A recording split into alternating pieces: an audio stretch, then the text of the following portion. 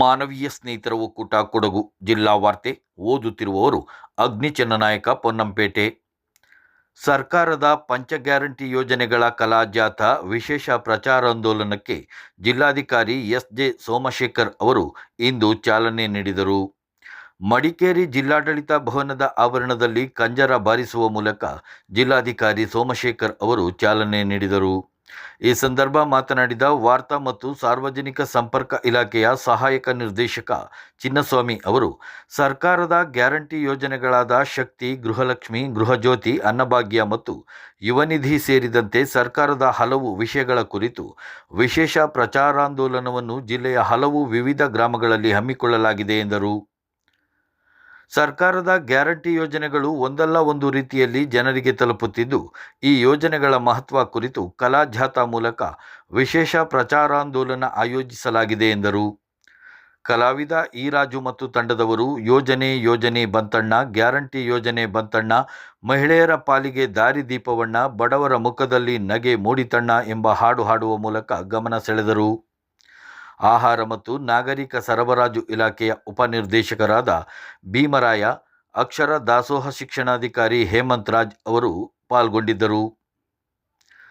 ಕನ್ನಡ ಸಾಹಿತ್ಯ ಲೋಕದ ಅತ್ಯಂತ ಜನಪ್ರಿಯ ತ್ರಿಪದಿ ಕವಿ ಸರ್ವಜ್ಞ ಅವರು ಬರೆದಿರುವ ಪುಸ್ತಕವನ್ನು ಎಲ್ಲ ಭಾಷೆಗಳಿಗೂ ಭಾಷಾಂತರ ಮಾಡಬೇಕು ಎಂದು ಕುಶಾಲನಗರ ಅನುಗ್ರಹ ಪದವಿ ಕಾಲೇಜಿನ ಪ್ರಾಧ್ಯಾಪಕರಾದ ಲೀಲಾಕುಮಾರಿ ತೊಡಿಕಾನ ಅವರು ಸಲಹೆ ಮಾಡಿದ್ದಾರೆ. ಜಿಲ್ಲಾಡಳಿತ, ಜಿಲ್ಲಾ ಪಂಚಾಯತ್, ಕನ್ನಡ ಮತ್ತು ಸಂಸ್ಕೃತಿ ಇಲಾಖೆ ಇವರ ಸಹಯೋಗದಲ್ಲಿ ಮಡಿಕೇರಿ ಗಾಂಧಿ ಭವನದಲ್ಲಿ ಇಂದು ನಡೆದ ಕವಿ ಸರ್ವಜ್ಞ ಜಯಂತಿ ಕಾರ್ಯಕ್ರಮದಲ್ಲಿ ಪಾಲ್ಗೊಂಡು ಅವರು ಮಾತನಾಡಿದರು. ಸರ್ವಜ್ಞ ಬರೆದಿರುವ ತ್ರಿಪದಿ ಪದ್ಯಗಳು ಸಾರ್ವಕಾಲಿಕವಾಗಿದ್ದು, ಇಂಗ್ಲಿಷ್, ಹಿಂದಿ ಸೇರಿದಂತೆ ರಾಷ್ಟ್ರದ ಎಲ್ಲ ಭಾಷೆಗಳಿಗೂ ಭಾಷಾಂತರಿಸಿದಲ್ಲಿ ಪ್ರತಿಯೊಬ್ಬರಿಗೂ ತಲುಪಲು ಸಾಧ್ಯ. ಆ ನಿಟ್ಟಿನಲ್ಲಿ ಪ್ರಯತ್ನಗಳು ನಡೆಯಬೇಕು ಎಂದು ಲೀಲಾಕುಮಾರಿ ತೊಡಿಕಾನ ಅವರು ಹೇಳಿದರು. ತ್ರಿಪದಿಗಳ ಬ್ರಹ್ಮ ಚಕ್ರವರ್ತಿ ಎಂಬ ಬಿರುದು ಪಡೆದಿರುವ ಸರ್ವಜ್ಞ ಅವರು ಶ್ರೇಷ್ಠ ದಾರ್ಶನಿಕ, ಮಹಾನ್ ಮಾನವತಾವಾದಿಯಾಗಿದ್ದರು. ಕನ್ನಡ ಸಾಹಿತ್ಯ ಲೋಕದಲ್ಲಿ 3 ಸಾಲಿನಲ್ಲಿ ಪದ್ಯಗಳನ್ನು ರಚಿಸುವ ಮೂಲಕ ಪ್ರತಿಯೊಬ್ಬರಿಗೂ ಅರ್ಥವಾಗುವಂತೆ ಬರೆದಿರುವುದು ಶ್ಲಾಘನೀಯ ಎಂದರು. ಸಾಮಾಜಿಕ ವಿಮರ್ಶೆ, ಜೀವನಾನುಭವ, ಬದುಕಿನ ಸತ್ಯಗಳನ್ನು ಸರಳವಾಗಿ ತ್ರಿಪದಿಗಳ ಮೂಲಕ ಸರ್ವಜ್ಞ ಅವರು ವಿವರಿಸಿದ್ದಾರೆ ಎಂದು ಅವರು ಹೇಳಿದರು. ಸಮಾಜದಲ್ಲಿನ ಅಂಕುಡೊಂಕುಗಳನ್ನು ತ್ರಿಪದಿಗಳ ಮೂಲಕ ಬರೆದು ಸ್ವಸ್ಥ ಸಮಾಜ ನಿರ್ಮಾಣಕ್ಕೆ ಶ್ರಮಿಸಿದ್ದಾರೆ. ಅವರ ತ್ರಿಪದಿಗಳಲ್ಲಿ ವ್ಯಂಗ್ಯ, ವಿಡಂಬನೆ, ವಿಮರ್ಶೆ ಕಾಣಬಹುದಾಗಿದೆ ಎಂದು ಅವರು ನುಡಿದರು. ಸರ್ವಜ್ಞ ಅವರ ತ್ರಿಪದಿಗಳಲ್ಲಿ ಸತ್ಯ, ಧರ್ಮ ಹಾಗೂ ನ್ಯಾಯನಿಷ್ಠೆ ಕಾಣಬಹುದಾಗಿದೆ. 3 ಸಾಲಿನ ತ್ರಿಪದಿಗಳು 3 ಪುಟಗಳಷ್ಟು ವಿವರಗಳನ್ನು ನೀಡಬಹುದಾಗಿದೆ. ಅಂತಹ ಚಿಂತನೆಗಳನ್ನು ತ್ರಿಪದಿಗಳಲ್ಲಿ ವರ್ಣಿಸಲಾಗಿದೆ ಎಂದರು. ಕುಲಾಲ ಕುಂಬಾರ ಸಂಘದ ಸ್ಥಾಪಕ ಅಧ್ಯಕ್ಷರಾದ ಮುತ್ತಮ್ಮ ಅವರು ಮಾತನಾಡಿ, 2015ರಿಂದ ಕವಿ ಸರ್ವಜ್ಞ ಅವರ ಜಯಂತಿಯನ್ನು ಸರ್ಕಾರ ಆಚರಿಸಿಕೊಂಡು ಬರುತ್ತಿದೆ ಎಂದು ಹೇಳಿದರು. ಕವಿ ಸರ್ವಜ್ಞ ಜಯಂತಿ ಕಾರ್ಯಕ್ರಮದಲ್ಲಿ ಕುಲಾಲ ಕುಂಬಾರ ಸಂಘದವರು ಸಾಂಸ್ಕೃತಿಕ ಕ್ರೀಡಾಕೂಟವನ್ನು ಆಯೋಜಿಸುವಂತಾಗಬೇಕು. ಇದಕ್ಕೆ ಜಿಲ್ಲಾಡಳಿತ ಸಹಕಾರ ಅತ್ಯಗತ್ಯ ಎಂದು ಕೋರಿದರು.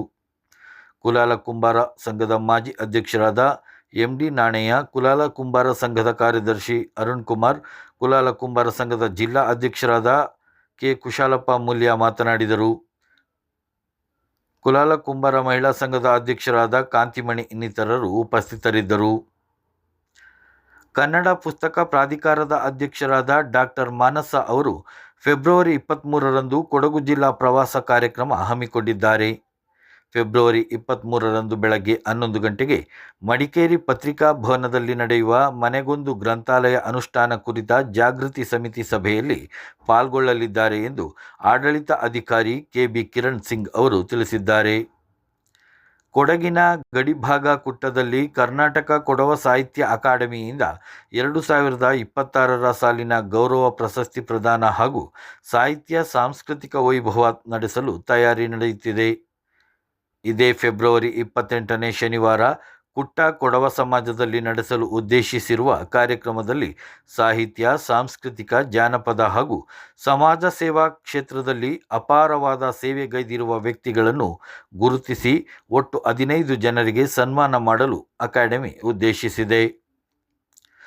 ಪೊನ್ನಂಪೇಟೆ ತಾಲೂಕಿನ ಬಲ್ಲೆಮಂಡೂರು ಪಂಚಾಯಿತಿಗೆ ಒಳಪಡುವ 6 ಗ್ರಾಮಗಳಾದ ಕೋಟೂರು, ಬಲ್ಲೆಮಂಡೂರು, ತೂಚಮಕೇರಿ, ಚಿಕ್ಕಮಂಡೂರು, ಮುಗುಟಗೇರಿ ಹಾಗೂ ನಡಿಕೇರಿ ಗ್ರಾಮಗಳ ಆಶ್ರಯದಲ್ಲಿ ನಾಳೆ ಹಿಂದೂ ಸಂಗಮ ಕಾರ್ಯಕ್ರಮ ಆಯೋಜನೆ ಮಾಡಲಾಗಿದೆ.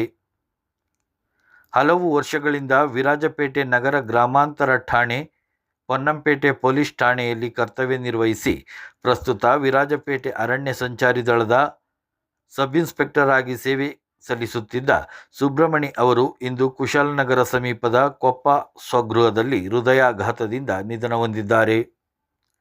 ಇಲ್ಲಿಗೆ ಜಿಲ್ಲಾ ವಾರ್ತೆ ಮುಕ್ತಾಯವಾಯಿತು.